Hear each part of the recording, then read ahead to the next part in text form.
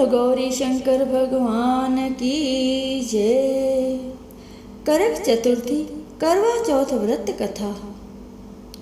मांधाता कहने लगे कि जिस समय अर्जुन नीलगिरी पर तप के लिए चले गए तो उनके पीछे द्रौपदी खिन्न मन होकर चिंता करने लगी कि अर्जुन ने बड़े कठिन कर्म का प्रारंभ कर दिया है, किंतु विघ्न डालने वाले शत्रु अनेक हैं।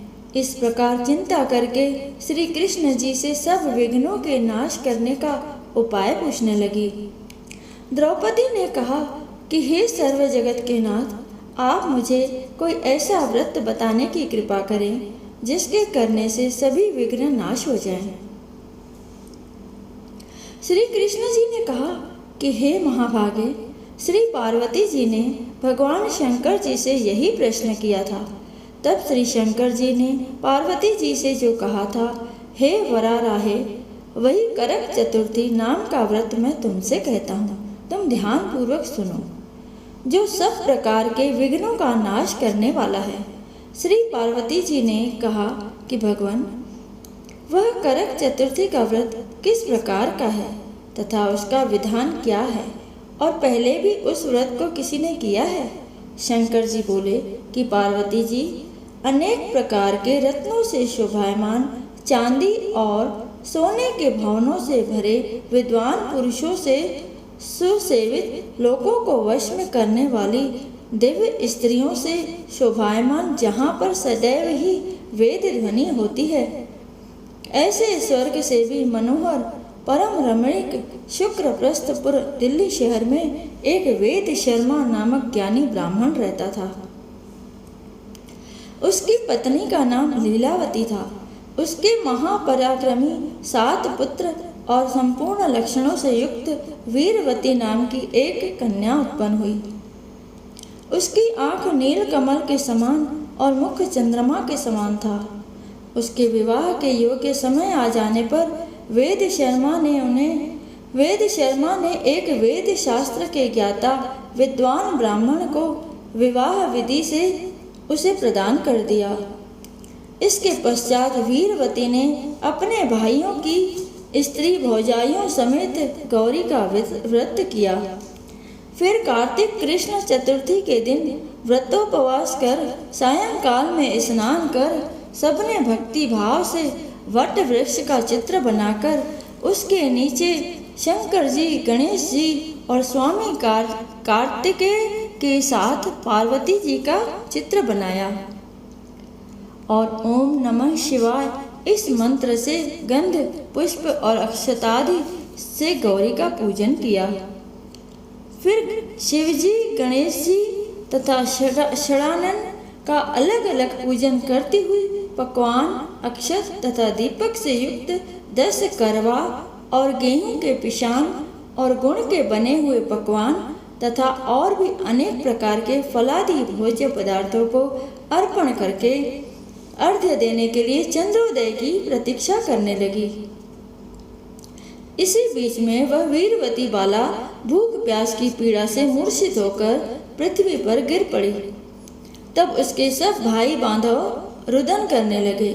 फिर वीरवती का मुख धोकर पंखे से हवा करके उसको ढांढस बंधाने लगे कि अब चंद्रमा उदय होने वाला ही है।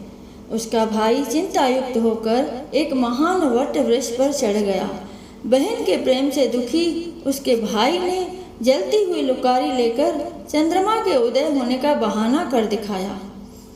उसने चंद्रमा का उदय जानकर दुख का त्याग करके विधि विधान से अर्घ्य देकर भोजन कर लिया। इस प्रकार व्रत का दूषित हो जाने के कारण उसका पति मर गया। तब वीरवती ने अपने पति को मरा हुआ देखकर पुनः शिवजी का पूजन कर 1 वर्ष तक निराहार व्रत किया।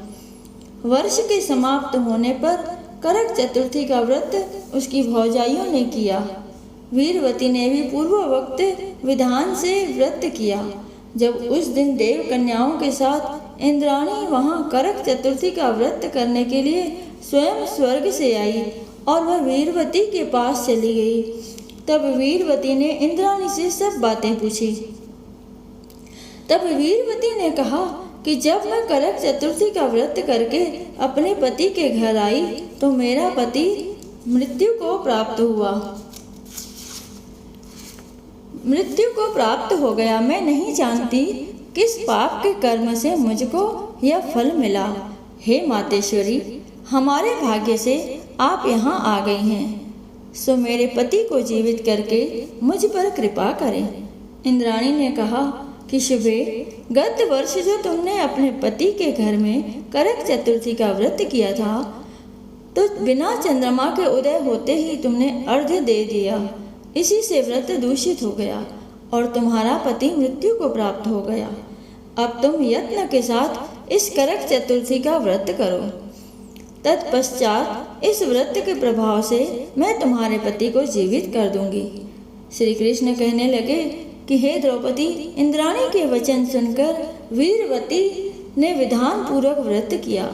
इस प्रकार उसके करक चतुर्थी का व्रत करने से इंद्राणी ने प्रसन्न होकर जल के द्वारा अभिसिंचन कर उसके पति को जीवित कर दिया। वह देवता के समान हो गया। इसके पश्चात वीरवती अपने पति के साथ घर आकर आनंद करने लगी। वीरवती के व्रत के प्रभाव से उसका पति धन, धान्य, पुत्र तथा आयु को प्राप्त हुआ। इसलिए तुम भी इस व्रत को यत्न पूर्वक करो। सूत जी कहने लगे कि हे ऋषियों, इस प्रकार श्री कृष्ण के वचनों को सुनकर द्रौपदी ने इस करवा चौथ के व्रत को किया, जिसके प्रभाव से संग्राम में कौरवों को जीतकर अतुलनीय राज्य को प्राप्त किया, जिससे उनका सब दुख जाता रहा।